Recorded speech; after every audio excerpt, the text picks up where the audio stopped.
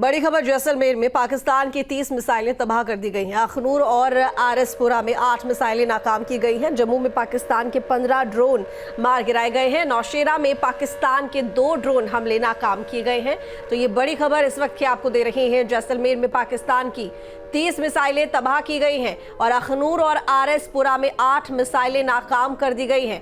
तो बता दें कि पाकिस्तान की 30 मिसाइलें जैसलमेर में, अखनूर और आरएसपुरा में 8 मिसाइलें और साथ ही जम्मू में 15 ड्रोन मार गिराए गए हैं। नौशेरा में 2 ड्रोन हमले नाकाम किए गए हैं। एक एक करके एक मिसाइल और ड्रोन हमलों को नाकाम किया जा रहा है भारत की तरफ से। राहुल डवास हमारे साथ में लाइव जुड़े हुए हैं दिल्ली से। राहुल, देखिए लगातार एक एक करके जो जानकारी मिल रही है इससे ये तो साफ है कि पाकिस्तान की तरफ से जितने भी ड्रोन हमले और मिसाइल हमले किए जा रहे हैं वो सभी आसमान में ही ध्वस्त किए जा रहे हैं। लेकिन भारत की तैयारी S-400 ये ताकत ने ये दिखा दिया है कि भारत किसी से कम नहीं है। जिस तरीके से भारत की तरफ से हमेशा बात की जाती रही है अपने डिफेंस सिस्टम की मजबूती को लेकर, आज वो दिखाई भी दे रहा है।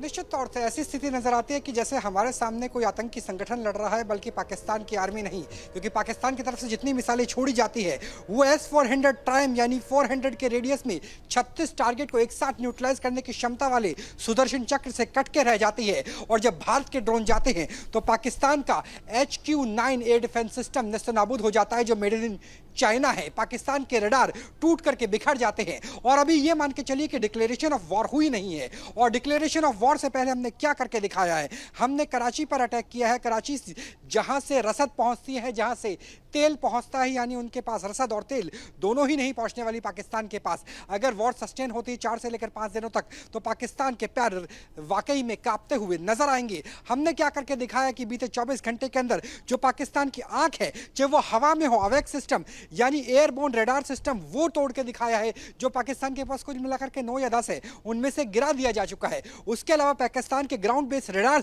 नेस्तनाबूद किए गए हैं। ड्रोन के जरिए HQ-9 को निशाना बनाया गया है। यानी जब भी डिक्लेरेशन ऑफ वॉर होगी तो भारत के लड़ाकू विमान, जैसे सुखोई 30 MKI हो, राफेल हो, MiG-29 हो, या फिर डसॉल्ट के जो मिराज 2000 हो, वो इस तरीके से जाएंगे जैसे स्टेल्थ प्लेन हो। क्योंकि पाकिस्तान के रडार तो काम कर ही नहीं रहे, तो भारत के 4.5 जनरेशन के प्लेन भी 5 जनरेशन प्लेन जैसे ही काम करेंगे। क्योंकि रडार्स को हमने पहले ही स्क्रैम्बल कर दिया है, रडार्स को पहले ही गिरा दिया गया है। अब जो है बैठकों का दौर चल रहा है राजधानी दिल्ली में। पहली बैठक राजनाथ सिंह की अध्यक्षता में, जिसमें राजनाथ सिंह के सामने होंगे NS अजीत डोभाल, क्योंकि गृह मंत्री के साथ रक्षा मंत्री की पहले बात हो चुकी है इंटरनल सिक्योरिटी को लेकर। एक्सटर्नल सिक्योरिटी की बात करें तो अजीत डोभाल रहेंगे, तीनों सेनाओं के अध्यक्ष रहेंगे। ब्रीफ की जाएगी रक्षा मंत्री को, रक्षा मंत्री ब्रीफ करेंगे प्रधानमंत्री को। 10 बजे प्रेस कॉन्फ्रेंस की जाएगी विदेश मंत्रालय और रक्षा मंत्रालय की तरफ से। और उसमें अगर डिक्लेरेशन ऑफ वॉर जैसी स्थिति बनती है तो यह मान के चाहिए कि जब डिक्लेरेशन ऑफ वॉर से पहले, युद्ध से पहले के आयुध अभ्यास में ही पाकिस्तान नेस्तनाबूद होता हुआ नजर आ रहा है, तो जब जंग की रणभेरी बजेगी तो पाकिस्तान शायद कई टुकड़ों में बढ़ता हुआ भी नजर आएगा। जी।